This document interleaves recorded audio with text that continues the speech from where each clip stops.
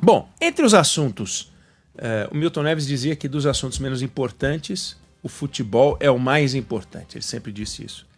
E entre os assuntos chatos, tributo talvez seja o mais chato. Eu acho que tem uma variação do Milton Neves para tributo.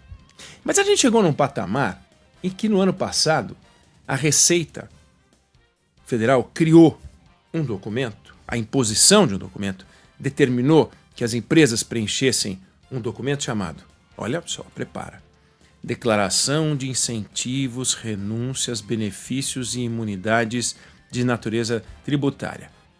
Melhor chamar pelo apelido DIRB, que é o nome desse documento. A Receita Federal e outros órgãos do governo, elas são criadoras de siglas. A coisa que eles mais criam, sigla. Então eles criam uma sigla porque o nome integral é tão estranho que você precisa usar sigla. Imagina se todas as pessoas se tratassem por siglas para facilitar a vida, né? Porque no caso da Receita Federal é fundamental recorrer à sigla. Então, DIRB foi criado pelo governo para fazer o quê? Para dizer para as empresas, faz uma coisa para mim, mas é obrigatório. Claro, a Receita Federal determina só coisas obrigatórias, nunca é um convite. A partir de agora, a cada 2 meses, você vai ter que listar todos os benefícios que você recebe, que geram algum tipo de crédito tributário. Incentivo, renúncia, benefício, imunidade, o que for, para eu saber o tamanho do estrago que tem por aí. Ou seja, o Brasil chegou num grau de desorganização neste campo dos benefícios tributários que foi preciso transferir para o contribuinte a responsabilidade de informar o que o Estado dá para ele. Porque o Estado não sabe. Não dá para a gente responsabilizar este governo, certo? Mas o Estado não sabe. O Estado, de uma forma geral, não sabe. Houve um tempo em que o Estado não sabia quantas estatais ele tinha. Olha que loucura. Até meados dos anos 80, se estimava, olha, a gente tem cerca de... Não sabia quantas. Aí fizeram as contas e descobriram que a gente tinha 260 e tantas estatais. A gente não sabia. E, inclusive, a matemática, a contabilidade das estatais ia mudando, porque o governo, a Petrobras, por exemplo, a Caixa Econômica, ou o Banco do Brasil, ou alguma outra empresa, criava subsidiárias. E uma subsidiária é um novo CNPJ, era uma nova estatal. Chegava uma hora que tinha uma árvore de estatais penduradas nas grandes estatais, e era estatal para tudo que é lado. E quando é que o governo começou a pensar nisso? Para saber quanto é que nós gastamos com as estatais. Então, ele criou uma secretaria especial para as estatais, que não deixa de ser uma espécie de DIRB, só que diferente. Nesse caso, o governo falou, vamos criar um lugar para a gente juntar todas as estatais, tipo uma festa das estatais, para a gente poder saber. Pô, criou. Porque era demais. Então, você imagina você ter 260 presidentes de estatais, 260 diretores financeiros, 260 centros de custo. É uma loucura. Aliás, mentira, 260 centros de custo. Imagina quantos centros de custo tem uma empresa como a Petrobras, né? Mas, aos poucos, a gente começou a ter um domínio sobre as estatais. Mas houve um tempo também em que o orçamento da União não era um só orçamento geral da União, chama hoje orçamento geral da União, mas ele era fatiado. Então você também não tinha uma visibilidade do todo.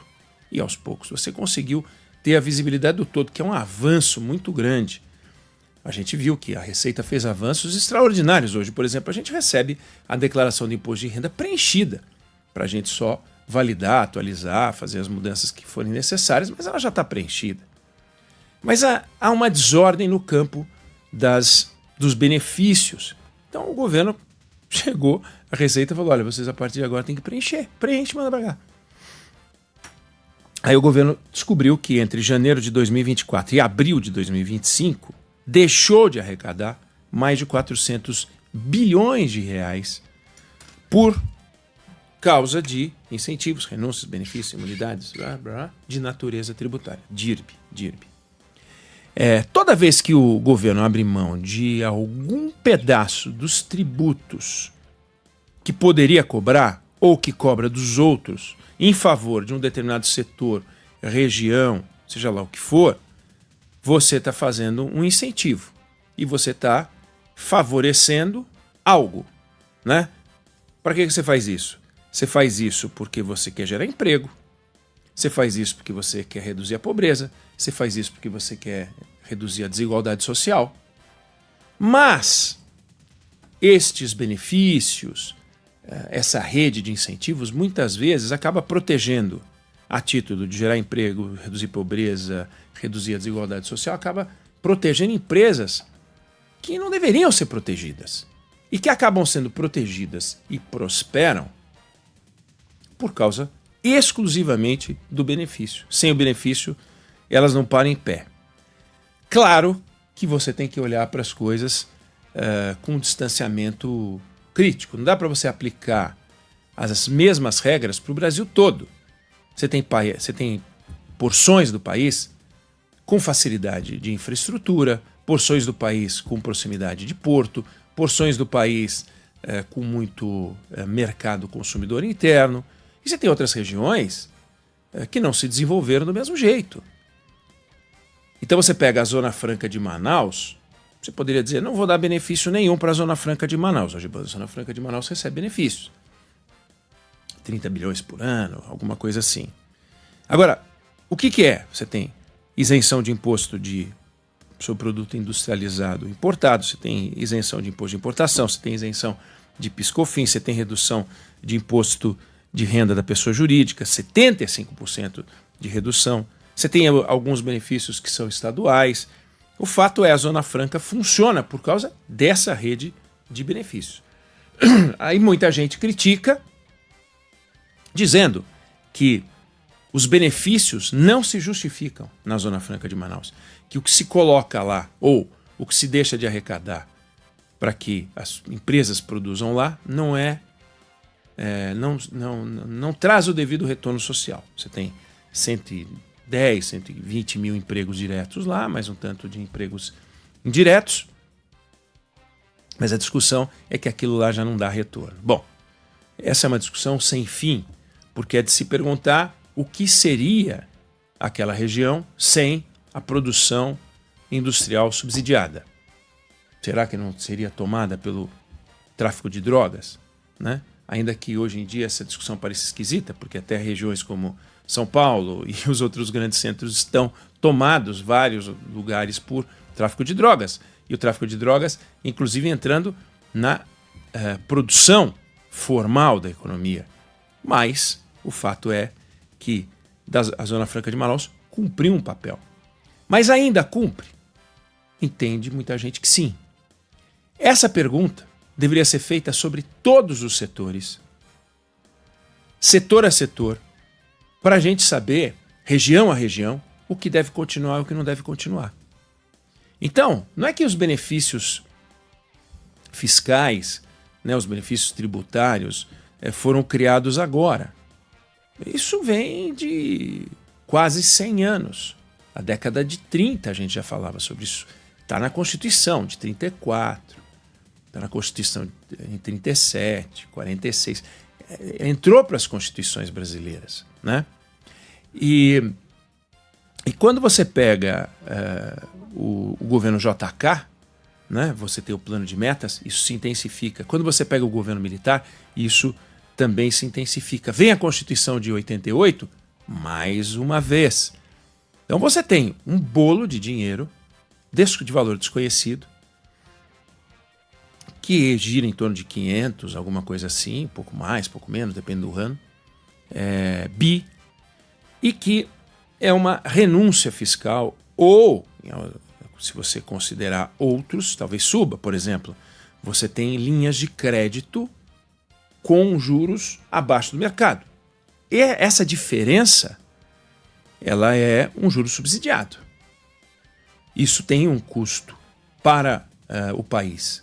A diferença é que quando você cria uma linha de crédito do Banco do Brasil, por exemplo, e o Tesouro aporta um valor, esse valor é orçamentário. Ele já está previsto no orçamento. Todo mundo tem clareza, olha, nós vamos ter tantos bilhões de reais que vão ser usados para esta finalidade. Mas quando você tem esse pacote de renúncias, é dinheiro que não entra. Se é dinheiro que não entra, é um dinheiro que não está no orçamento. Cadê a transparência? A transparência ocorreria se o dinheiro entrasse e voltasse, ou pelo menos entrasse escrituralmente e voltasse. Aí você teria uma percepção clara de que, olha, o setor tal, para a área tal do país, recebe efetivamente 30 bi, 20 bi, 40 bi, 12 bi. A gente não sabe. O maior programa hoje que a gente tem de renúncia é o Simples Nacional. Simples Nacional. Simples Nacional permite que as empresas, até um determinado valor, paguem uma quantidade bem menor de impostos. Isso é bom ou isso é ruim? Se isso é bom porque você formalizou a economia, talvez esse subsídio não deva ser tocado. Se isso, no entanto, não produziu o retorno que se espera, que se estima, esse valor deveria ser revisto. Como? Essa discussão é a discussão que o país não trava.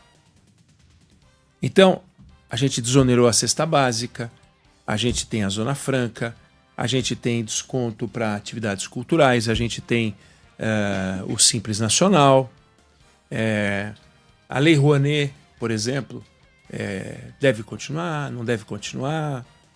Em 2002, o Brasil acabou com a Sudene, né? Foi uma decisão acertada? Ela voltou. Você tem incentivo para a produção industrial e outras no Nordeste, no Centro-Oeste. Isso está certo ou está errado? Né? Como é que você vai diminuir a desigualdade regional se você não incentivar? Não tem como. A não ser que você crie na região Nordeste, na região Centro-Oeste. No Norte fica mais difícil. Uma rede de infraestrutura tão apetitosa, tão interessante, que o empresário vai preferir investir ali, apesar de estar longe do mercado consumidor e de olho na potencialidade dessa região. Mas como? Você tem que, de alguma forma, zerar o jogo. Você zera o jogo na educação, quando você melhora a qualidade da escola nas várias regiões. Você zera o jogo da saúde, quando você melhora a qualidade da saúde nas várias regiões. Mas você tem que zerar o jogo tributário, deixando de produzir um interesse natural por regiões mais movimentadas. Então, quando você pega a cidade de São Paulo e a cidade de Campinas, que estão distantes uma da outra 80 quilômetros, e pega a cidade de Santos, se você juntar a região metropolitana, que está em torno de Santos, em torno de São Paulo, em torno de Campinas, você está falando de 20% do PIB nacional. Faz sentido que 20% do PIB brasileiro estejam numa região tão pequena do mapa brasileiro? Não faz sentido, não é justo, não é honesto para o resto do Brasil. Por que a gente tem as diferenças de renda entre os estados, né? Que é gritante e que também é grande em outros países. Tanto que outros países também usam essa política.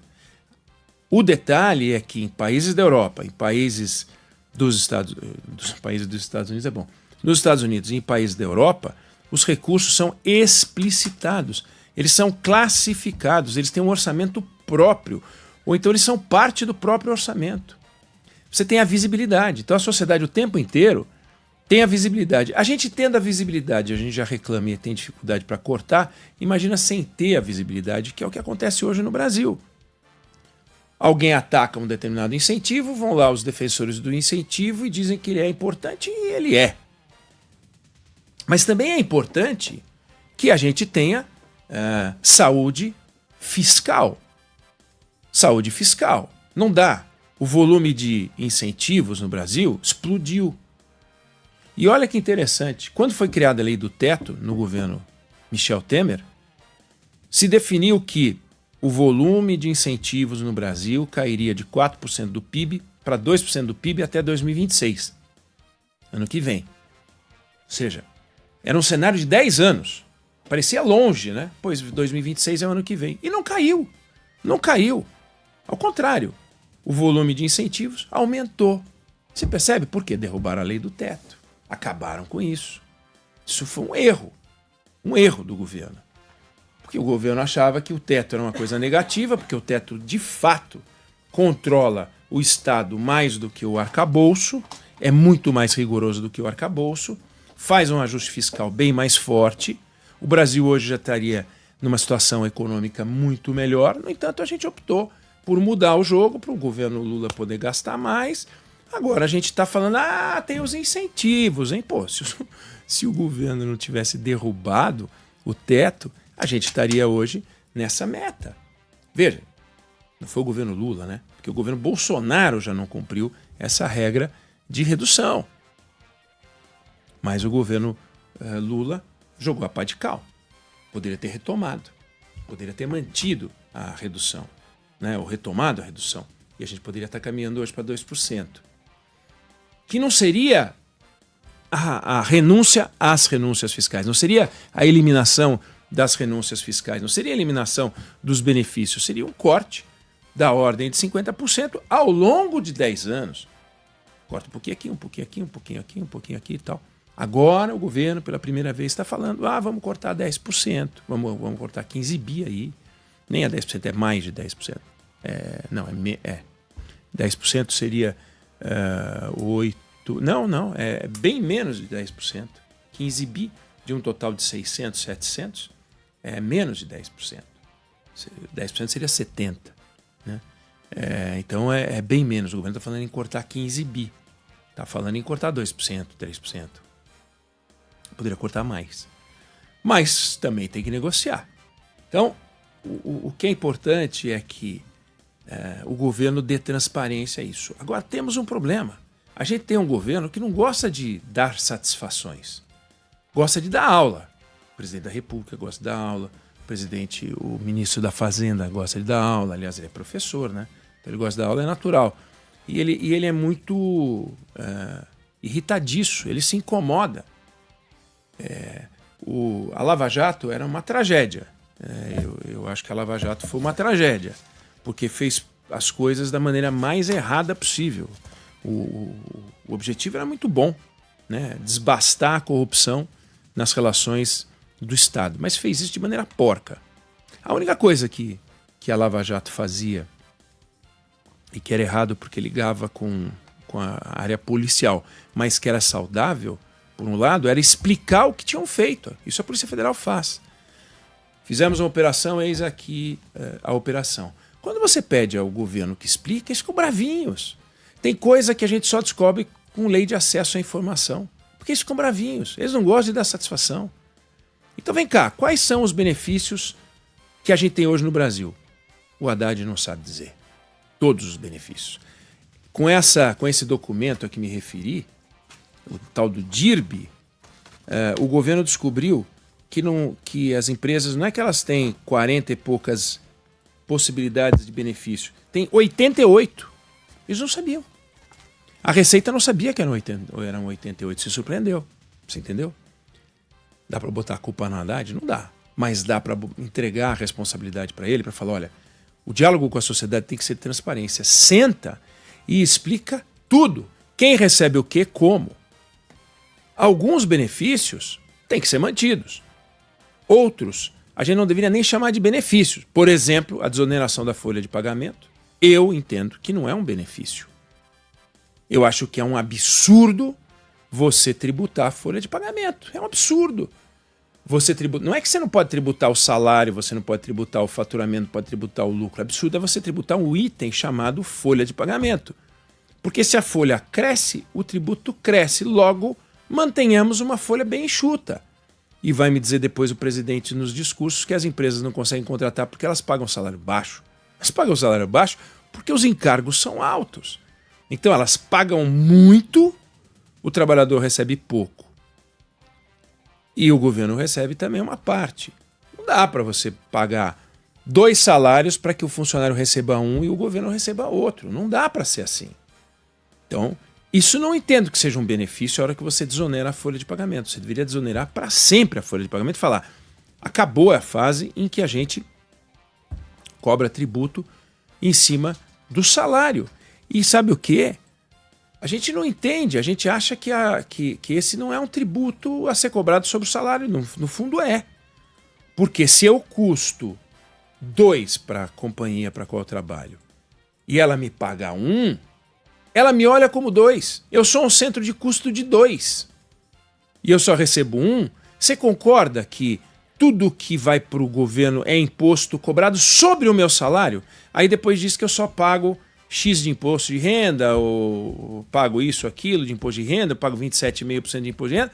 Mas e o outro tanto que o governo já tomou antes do dinheiro chegar para mim? Tem que ser contabilizado, né? É muito complicado isso. Depois não dá para entender por que as empresas terceirizam. Depois não dá para entender por que tem que fazer uma reforma trabalhista. Tem que fazer uma reforma. Por isso que fizer uma reforma trabalhista, temos que fazer mais reforma trabalhista. E nós queremos mais benefícios ainda, né? Tem gente fazendo lobbyzinho de jornada 4x3. Vamos encarecer ainda mais. Aí as coisas vão ficando complicadas. Bom, eu queria repassar essa história dos benefícios, que é um assunto, como ao contrário, né?